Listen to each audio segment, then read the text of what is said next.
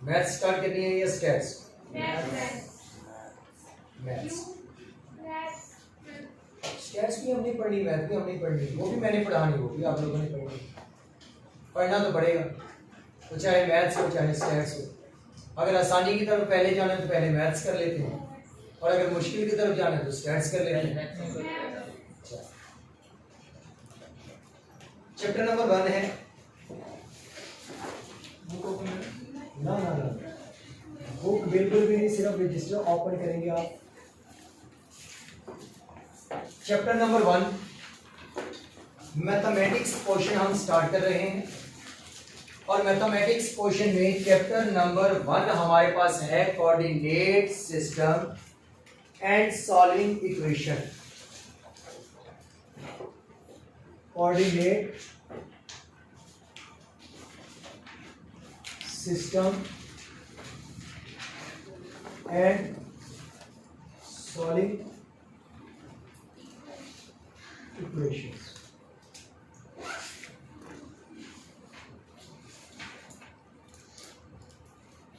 अगर देखा जाए तो ये चैप्टर 2 हिस्सों में डिवाइड हुआ पड़ा है हमारे पास, अगर नेम के अकॉर्डिंग देखें। एक कोऑर्डिनेट सिस्टम और दूसरा इक्वेशंस को सॉल्व करना।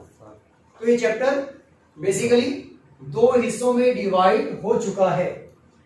अब पहले हम कोऑर्डिनेट सिस्टम को देखेंगे, उसके बाद हम देखेंगे इक्वेशंस को कैसे सॉल्व करना है। अब कोऑर्डिनेट सिस्टम, एक वर्ड है कोऑर्डिनेट सिस्टम, कि बेसिकली इस्तेमाल कहां पे होगा या इसे हम इस्तेमाल करते क्यों। अभी मैं ये नहीं पूछ रहा कि कोऑर्डिनेट सिस्टम है क्या, ये इस्तेमाल कहां पे करते हैं ये बताना आप लोगों। प्रैक्टिकल एग्जांपल भी है, लेकिन इमेजिनरी भी किसी के माइंड में हो तो वो बता सकता है।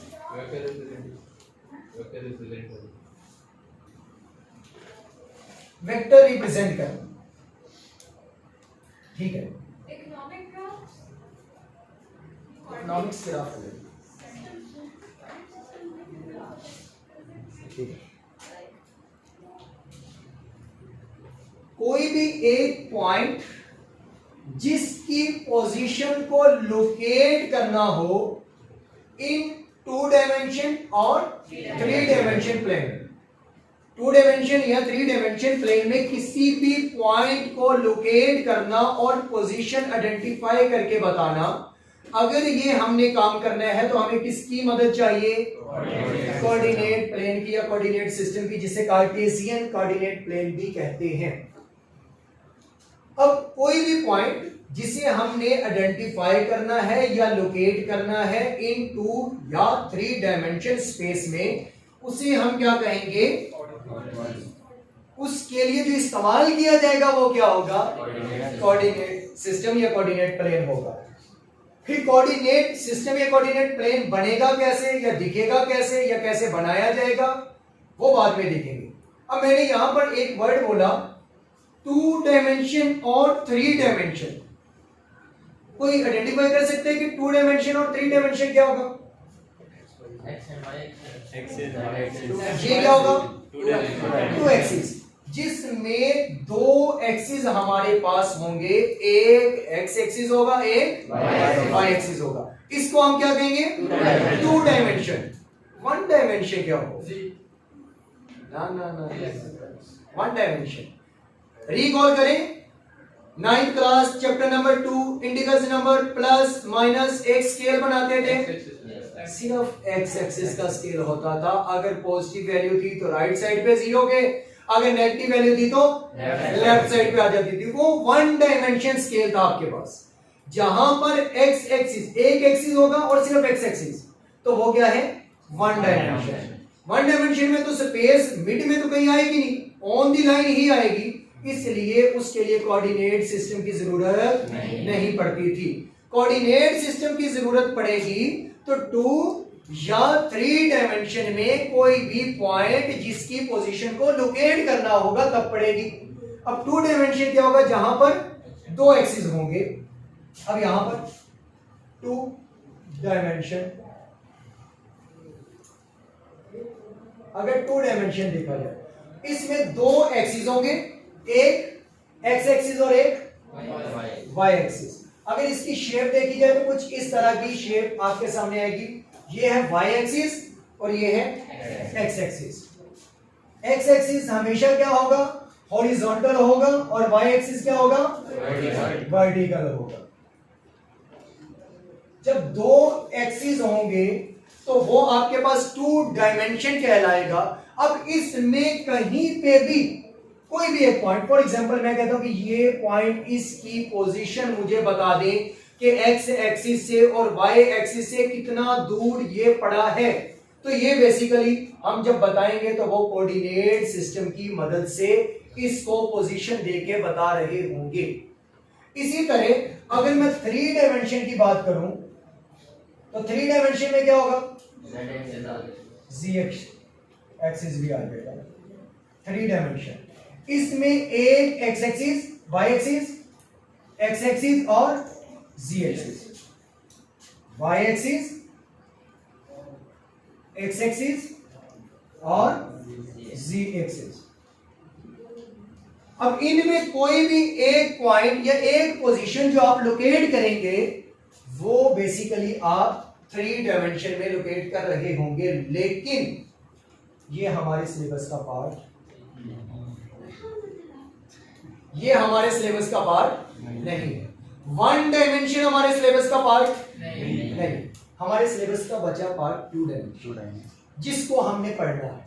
अब 2 डायमेंशन में कोई भी एक पॉइंट जो हमने लोकेट करना है वो किसकी मदद से करेंगे, कोऑर्डिनेट सिस्टम की। अब आता है कि कोऑर्डिनेट सिस्टम क्या है। ये तो क्लियर हो गया ना यहां तक सब बच्चों को, खास तौर पे बायो वाले। अब ये 2 डायमेंशन में कोई भी पॉइंट हमने लोकेट करना है किसकी मदद से, कोऑर्डिनेट सिस्टम की मदद से। अब कोऑर्डिनेट सिस्टम क्या होगा, अब हमारे सिलेबस के अकॉर्डिंग डेफिनेशन क्या बनेगा जी। इंजीनियरिंग वाले पढ़ के आए हैं, बहुत अच्छे से पढ़ा है, वो तो बता सकते हैं। Used to define a point which has 2 dimensions or around x. वो तो मैं बता चुका हूँ, ये चीज तो मैं बता चुका हूँ, लेकिन कोऑर्डिनेट सिस्टम या कोऑर्डिनेट प्लेन अब बनेगा कैसे, होगा क्या। इसमें यह है कि 2 लाइंस जब आपस में इंटरसेक्ट करेंगी तो जो प्लेन बनेगा वो कोऑर्डिनेट प्लेन होगा या कोऑर्डिनेट सिस्टम होगा। और वो 2 लाइंस कौन कौन सी, according to our syllabus, X axis और वाई एक्सिस की। जब एक्स एक्सिस वाली और वाई एक्सिस वाली, वाई एक्सिस यानी कि वर्टिकल लाइन, एक्स एक्सिस जो कि हॉरिजॉन्टल लाइन, जब ये 2 लाइंस आपस में मिलेंगी तो ये जो शेप या आपके पास प्लेन बना देंगी, इसको क्या कहते हैं, कोऑर्डिनेट प्लेन। इसमें 2 लाइंस, 2 डायमेंशन है तो 2 लाइंस ही होंगी, एक एक्स एक्सिस होगी, एक वाई एक्सिस, एक वर्टिकल होगी और एक हॉरिजॉन्टल। जब ये दोनों लाइंस आपस में इंटरसेक्ट करेंगी तो ये एक प्लेन आपके सामने बना देंगी, उसे क्या कहते हैं, कोऑर्डिनेट प्लेन। और ये इसको अगर पार्ट्स में, ये रीजन में देखा जाए तो कितनी रीजन में डिवाइड कर देंगी, और रीजन में डिवाइड करेंगे। अभी तक वो रीजन की प्रॉपर्टीज बाद में देखेंगे। अब अगर बात की जाए तो यहां पर जो एक पॉइंट आएगा जहां पे वाई एक्सिस और एक्स एक्सिस दोनों आपस में मिलेंगे, इंटरसेक्ट करेंगे, उस पॉइंट को कोई हम नेम देते हैं ओरिजिन पॉइंट या स्टार्टिंग पॉइंट। ये आपका क्या कहलाएगा, ओरिजिन पॉइंट कहलाएगा। इसे आप स्टार्टिंग पॉइंट भी कह सकते हैं। ओरिजिन पॉइंट पे एक्स एक्सिस और वाई एक्सिस की वैल्यू क्या होंगी, 0 होगी, क्योंकि ये इनका स्टार्टिंग पॉइंट है, यहां से तो स्केल स्टार्ट होगा तो यहां पर 0 होगा। तो अगर मैं एक यहां से कॉन्सेप्ट मजीद निकालूं तो ओरिजिन पॉइंट के पॉइंट्स क्या बनेंगे, एक्स का भी 0 और वाई का भी 0। अब मैंने अपनी मर्जी से कहीं ये नहीं बोल दिया कि x का भी 0 और y भी 0। पहले y हो सकता है या नहीं? नहीं क्यों? वर्टिकल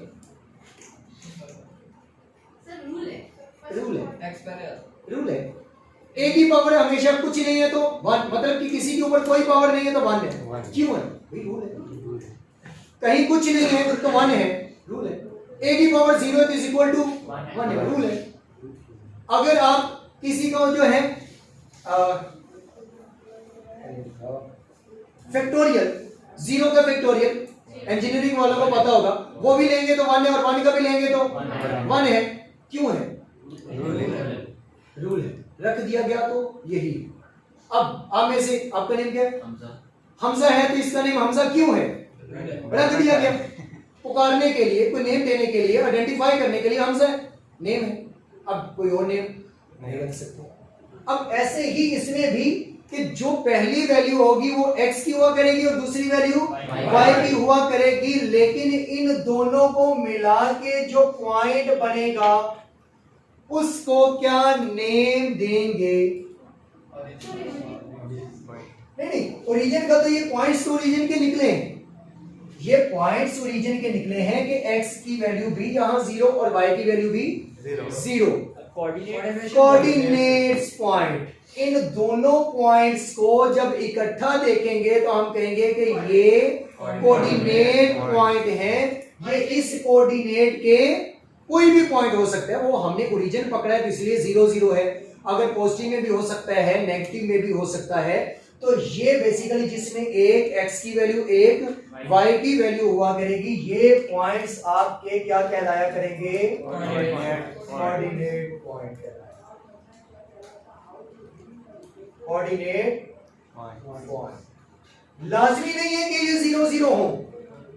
अब इन कोऑर्डिनेट पॉइंट्स को मैं ये कह सकता हूं x और y, वो कोई भी वैल्यू x की हो सकती है, कोई भी y की हो सकती है। यहां पे 0 इसलिए रखिए कि हमने शुरू ही ओरिजिन से किया, स्टार्टिंग पॉइंट से किया, तो यहां x भी 0 होगा और y भी 0 होगा। अब यहां पे ये जो x एक्सिस की वैल्यू होंगी वो अगर हम ओरिजिन से राइट साइड पे जाएंगे तो वैल्यूज क्या होंगी? पॉजिटिव होंगी। तो अगर इसको स्केलिंग करेंगे तो +1 +2 +3 +4 स्केलिंग करेंगे तो यहां पर वैल्यूज क्या होंगी? प्लस। ओरिजिन से राइट साइड पे निकलेंगे और हॉरिजॉन्टल निकलेंगे तो इसका मतलब है कि हॉरिजॉन्टल है तो x एक्सिस, और अगर राइट साइड पे x एक्सिस के निकले तो वैल्यूज क्या होंगी? सारी पॉजिटिव होंगी। और अगर ओरिजिन से हम टॉप की तरफ निकले, वर्टिकली मूव किया तो y एक्सिस, तो y की वैल्यूज क्या होंगी? पॉजिटिव।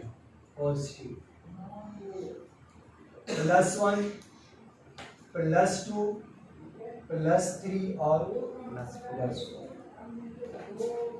और अगर हम फिर मूव करें हॉरिजॉन्टल, लेकिन इस दफा ओरिजिन से लेफ्ट साइड पे मूव करें, नो डाउट मेरी राइट है लेकिन बनती लेफ्ट है, तो लेफ्ट साइड पे मूव करेंगे तो वैल्यूज क्या होंगी? नेगेटिव होंगी। तो -1 -2 -3 -4, यहां पर x एक्सिस नेगेटिव में, और y एक्सिस की अगर हम वर्टिकली बॉटम की तरफ आते हैं ओरिजिन से तो क्या हो जाएंगी? नेगेटिव वैल्यूज आती है। -1 -2 -3 -4, तो यहां पर y एक्सिस क्या होगा? नेगेटिव। ये जो मैंने स्केलिंग की है, यहां तक किसी बच्चे को कोई मसला, कोई तकलीफ, परेशानी, दुख? यहां तक हमने कोऑर्डिनेट को 4 हिस्सों में डिवाइड करके उनको स्केलिंग कर ली कि किस जगह पे, किस पोजीशन पे, स्केल पे कौन सी वैल्यू हुआ करेगी, पॉजिटिव है, नेगेटिव है। अब इस ओरिजिन को इस कोऑर्डिनेट को इन दो लाइंस ने आपस में इंटरसेक्ट करते हुए 4 रीजन में डिवाइड कर दिया। अब इन रीजन्स को हम किसके साथ रिप्रेजेंट करेंगे? नंबर्स में अगर देखा जाए, वैसे तो इनको क्वाड्रेंट्स कहते हैं। हर रीजन को क्वाड्रेंट्स करेंगे और हर क्वाड्रेंट को हम रोमन में रिप्रेजेंट कर रहे होंगे, और रिप्रेजेंट करते हुए हम मूव करेंगे एंटी क्लॉकवाइज। क्लॉकवाइज क्या होता है? जैसे सेकंड चलते हैं, घड़ी चलती है, लेकिन हमने उसके उलट चल रहा है। तो पहला ओरिजिन पॉइंट यहां पर अगर हम देखें तो इसे मैं कहूंगा कि ये क्वाड्रेंट 1, ये रोमन में मैंने इसे रिप्रेजेंट कर दिया। अब मूव करूंगा एंटी क्लॉकवाइज, तो यहां पर क्या आ जाएगा अगला क्वाड्रेंट? क्वाड्रेंट 2। फिर एंटी क्लॉकवाइज मूव करूंगा तो क्वाड्रेंट 3, और फिर मूव करूंगा तो क्वाड्रेंट 4। तो मतलब कि इसमें एंटी क्लॉकवाइज हम मूव करेंगे। हर क्वाड्रेंट को हमने उसका नेम दिया है मखसूस, क्वाड्रेंट 1, क्वाड्रेंट 2, क्वाड्रेंट 3 और क्वाड्रेंट 4। अब हर क्वाड्रेंट की प्रॉपर्टीज डिफरेंट होंगी, हर क्वाड्रेंट की प्रॉपर्टीज डिफरेंट होंगी। अगर कोई वैल्यू फॉर एग्जांपल मूव कर आती है इस पॉइंट में कहीं इधर फर्स्ट क्वाड्रेंट में, तो यहां पर आने वाली वैल्यू उसको y एक्सिस से भी लाइन एक खींचे मिलाने के लिए, x एक्सिस से भी एक लाइन खींचे मिलाने के लिए, फॉर एग्जांपल यहां से मैं एक लाइन यहां पर आ गई और इधर से भी एक लाइन यहां से आ गई। ये जो लाइनें यहां से आ रही इसको मिलाने के लिए या इसका वो डिस्टेंस बताने के लिए या लोकेशन बताने के लिए वो लाइंस पॉजिटिव एक्सिस से आ रही है या नेगेटिव से? पॉजिटिव से आ रही है, यानी कि x एक्सिस वाली भी पॉजिटिव और y एक्सिस। तो इस क्वाड्रेंट में कोई भी अगर वैल्यू फॉल करेगी तो वो x की भी पॉजिटिव होगी और y की भी पॉजिटिव होगी। तो इसका जो कोऑर्डिनेट पॉइंट बनेगा क्वाड्रेंट नंबर 1 का, जो कोऑर्डिनेट पॉइंट्स बनेंगे वो x का भी पॉजिटिव होगा और y का भी पॉजिटिव होगा। यहां पे x भी पॉजिटिव होगा, x की वैल्यू भी, और y की वैल्यू भी क्या होगी? पॉजिटिव होगी। तो यानी कि अगर मैं ये कहूं कि ये कोऑर्डिनेट पॉइंट में x और y की वैल्यूज आएंगी तो वो दोनों की दोनों क्या होंगी? पॉजिटिव। और अगर कहीं पर भी क्वेश्चन में आपको एक पॉइंट बता दिया जाए और उस पॉइंट की वैल्यूज में x और y दोनों पॉजिटिव दिखे तो आप फौरन से क्या कहेंगे कि ये किस क्वाड्रेंट में फॉल करेगा? फर्स्ट क्वाड्रेंट में फॉल करेगा। यहां तक ओके? अगर हम सेकंड क्वाड्रेंट की तरफ एंटी क्लॉकवाइज मूव करते हैं तो इसमें पहली वैल्यू किसकी होगी? x की। तो भाई यहां कोई भी आएगा तो ये भाग के जाएगा, उसको लोकेट करने के लिए तो अपनी नेगेटिव वैल्यू साथ लेके जाएगा। तो x की वैल्यू क्या होगी? नेगेटिव। x की वैल्यू इसमें क्या है? नेगेटिव। और y की वैल्यू क्या होगी? पॉजिटिव। इसमें x की वैल्यू नेगेटिव और y की वैल्यू पॉजिटिव होगी। तो कोई एक ऐसा पॉइंट जिसमें x की वैल्यू नेगेटिव और y की वैल्यू पॉजिटिव होगी तो वो सेकंड क्वाड्रेंट में फॉल करेगा। क्लियर है? थर्ड क्वाड्रेंट की बात करें तो थर्ड क्वाड्रेंट में बोथ वैल्यूज है, बोथ नेगेटिव वैल्यूज, दोनों की दोनों क्या होंगी?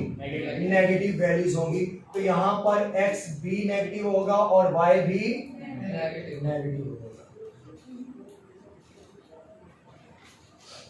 और अगर फोर्थ क्वाड्रेंट की बात करें तो यहां पर x की वैल्यूज पॉजिटिव होंगी, पॉजिटिव x, और y की वैल्यूज नेगेटिव होगी।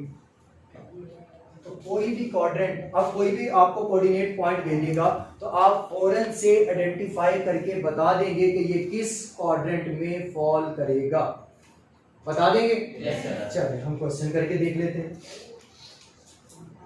क्वेश्चन है हमारे पास पॉइंट 7 और 9 किस क्वाड्रेंट में फॉल करेगा? कैसे पता चला? बोथ वैल्यूज है पॉजिटिव। फर्स्ट x की वैल्यू भी और y की वैल्यू भी, मतलब कि कोऑर्डिनेट पॉइंट में x की वैल्यू भी पॉजिटिव और y की भी पॉजिटिव, दोनों पॉजिटिव थी। तो किस में आ गए? ये फर्स्ट क्वाड्रेंट में। फिर एक पॉइंट अगर आपको नजर आए -3 -2 का, तो x की वैल्यू माइनस और y की वैल्यू भी माइनस, x की माइनस और y की भी माइनस। तो ये थर्ड क्वाड्रेंट में फॉल करेगा। तो क्या आ जाएगा? Quadrant number third. अगर आपको वैल्यू दे दे -4 और 3 Second quadrant. x की वैल्यू नेगेटिव, यानी कि ये हॉरिजॉन्टल किस तरफ चला गया, ओरिजिन से लेफ्ट साइड पे चला गया, और ये टॉप की तरफ चला गया, तो ये Second पॉजिटिव और नेगेटिव, तो ये x की वैल्यू पॉजिटिव और y की नेगेटिव है, तो ये सेकंड क्वाड्रेंट में फॉल करेगा। अगर आपके पास वैल्यूज आ जाए 3 और -7,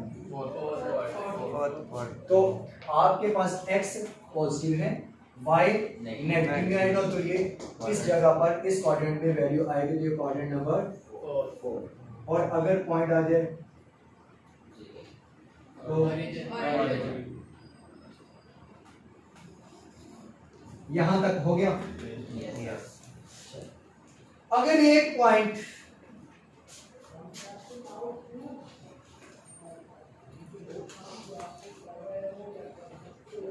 जीरो और y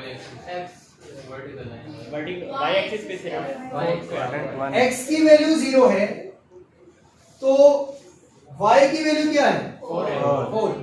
तो ये जब हम ड्रा करेंगे वर्टिकल लाइन x की वैल्यू 0 पुट कर दी, y की वैल्यू 4 लाइन क्यों यहां तक चला जाएगा, तो ये on the line of y axis, ये जो लाइन ड्रा होगी ऑन y एक्सिस। अगर कोई ऐसा पॉइंट आ जाए जिसमें x की वैल्यू 0 और y की वैल्यू गिवन है, तो देखें x की वैल्यू 0, सबसे पहले ये 0 ड्रा करेंगे, इसके बाद y की वैल्यू कितनी है 4, हमने इसको ड्रा कर दिया।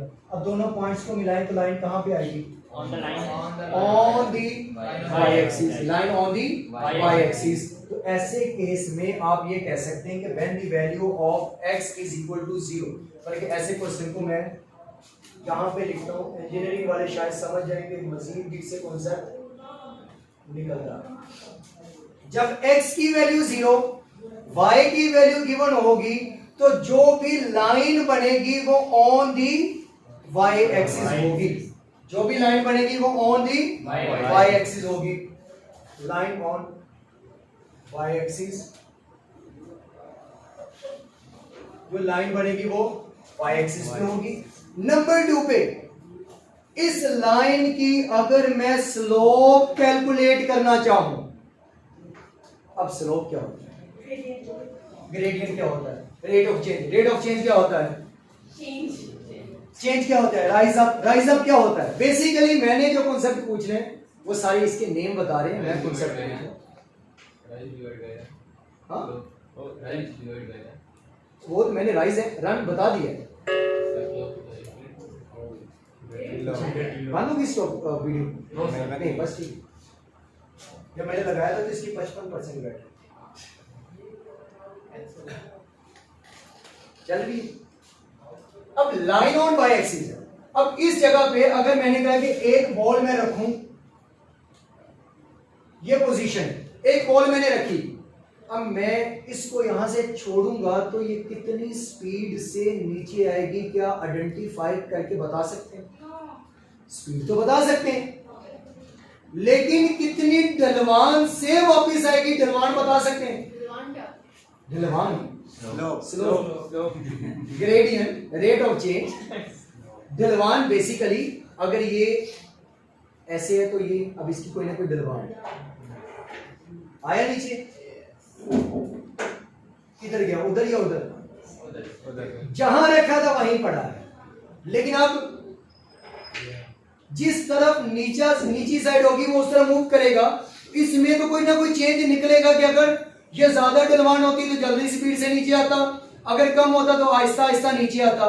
लेकिन अगर है ही बिल्कुल सीधा तो फिर आइडेंटिफाई करना मुश्किल है, तो फिर क्या कहेंगे, स्लोप इसकी क्या होगी, इनफिनिटी होगी।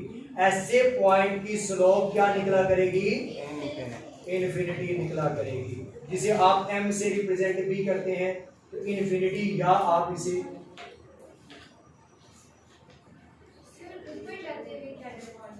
जी ऊपर जाते हो, ऊपर वाली तो स्लोप हमने देखनी है, स्लोप तो होती है ढलवान, वो तो होती चढ़ाई, उसे स्लोप थोड़ी कहेंगे जी, स्लोप डिक्लाइन होगी नीचे की तरफ।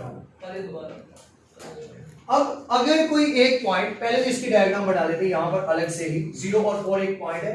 सबसे पहले क्या करेंगे, कोऑर्डिनेट प्लेन ड्रा करेंगे, 4 हिस्सों में डिवाइड कर लिया। हमें पता चल गया कि y की वैल्यू क्या है, पॉजिटिव, नहीं y की वैल्यू पॉजिटिव है, तो ये ऊपर वाली साइड है। मैंने इसी को स्केलिंग कर लेता हूं, +1 +2 +3 और कितना है +4, और x की वैल्यू क्या है जी 0। तो अगर यहाँ +1 है तो मतलब 0 तो यही पॉइंट होगा जहां पर दोनों शुरू होते हैं 0। अब x की वैल्यू मैंने यहां पर रिप्रेजेंट कर दी कि ये 0 है, जबकि y की वैल्यू 4 है।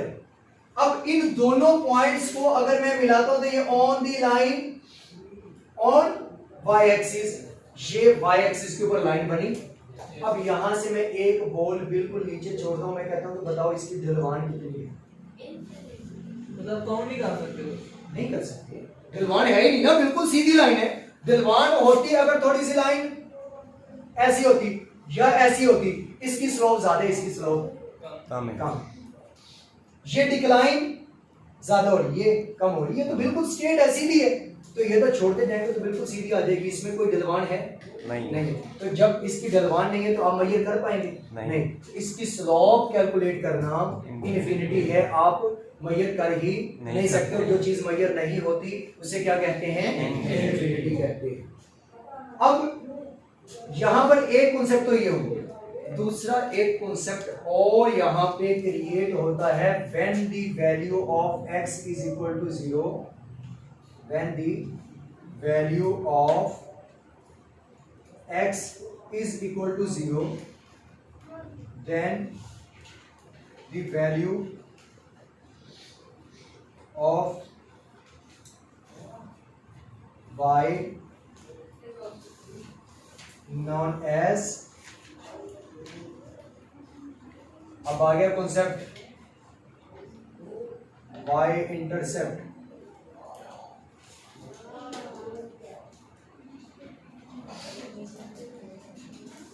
जब x की वैल्यू 0 हुआ करेगी उस वक्त y की जो भी वैल्यू होगी वो क्या कहलाएगी, y इंटरसेप्ट कहलाएगी। तो वो क्या कहलाएगी, y इंटरसेप्ट कहलाएगी। दूसरा ये भी कह सकते हैं कि जो y एक्सिस को पॉइंट या जो लाइन y एक्सिस को कट करेगी, जिस पॉइंट पे कट करेगी वो पॉइंट भी क्या कहलाएगा, y इंटरसेप्ट। तो देखिए y एक्सिस को कहां पे कट हो रहा है, 4 पे। तो ये जो 4 पे 4 वाला आया है, ये 4 बेसिकली क्या कहलाएगा, y इंटरसेप्ट कहलाएगा। जो पॉइंट y एक्सिस को कट करेगा वो जो पॉइंट होगा उसकी जगह पर स्केलिंग में जाके देखेंगे वही बेसिकली क्या कहलाएगा, y इंटरसेप्ट कहलाएगा। तो जब ये y इंटरसेप्ट का कॉन्सेप्ट नेक्स्ट फर्दर लेक्चर्स में हम डिस्कस करेंगे, ये तो सिर्फ मैंने डेफिनेशन बता दी इससे लिंक करके, ये अलग से हमने पढ़ना है। तब ये आपको क्लियर हो जाएगा कि जब x की वैल्यू 0, y की वैल्यू कोई भी हो, कोई भी कांस्टेंट नंबर आ जाए तो वो बेसिकली क्या कहलाएगा, y इंटरसेप्ट कहलाएगा। यहां तक कोई मसला? अच्छा, अगर एक पॉइंट आपको दे दिया जाए 3 और 0 का, तो ये जो लाइन बनेगी ये ऑन एक्स एक्सिस बनेगी, क्योंकि y तो 0 है। जब y 0 है तो y यहां क्या कर देंगे 0, x कितना है +3, तो +2 और +3 यहां पर इसको भी लोकेट कर देंगे। अगर y होता 1 तो फिर ये यहां पे लोकेट होगा, लेकिन y है 0 तो मतलब ये सीधा, तो यहां पर इनको मिलाएंगे तो ये जो लाइन बनी है ये क्या है, ऑन x एक्सिस। ये लाइन ऑन x एक्सिस बनी है और इसकी अगर स्लोप कैलकुलेट करें तो क्या होगा, 0। यहां मैंने बॉल रखी, वो किस तरह मूव करेगी, लेफ्ट या राइट, पड़ी रहेगी। अभी मैंने मिसाल दी, जहां रखे वहीं, क्यों, स्ट्रेट एक्स एक्सिस। हॉरिजॉन्टल पे कोई चीज पड़ी है तो वो मूव नहीं करेगी जब तक हम किसी तरफ से उसे झुकाएंगे नहीं। तो यहां पे स्लोप क्या होगी, 0 होगी। तो इस केस में slope m is equal to क्या होगा, 0 होगा।